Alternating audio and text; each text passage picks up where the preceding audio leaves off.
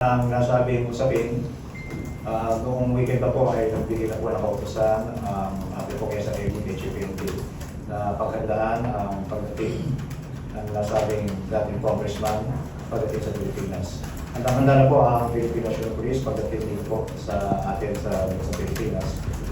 Especially po yung coordination ng ating pong direct intelligence ng ating intelligence group. Kasama po ang CIDG at ang aviation.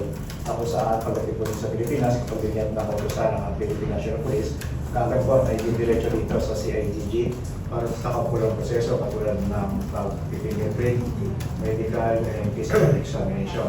At makaraan gagawin ng mga nasabing mga examinations, kagad po ito dadalhin sa Sandigan Bayan para i-refer po yung warrant. At pagdating po sa Sandigan Bayan, doon na po mag-i-desisyon sa Sandigan Bayan kung saan po siya ilalagay po na detention cell.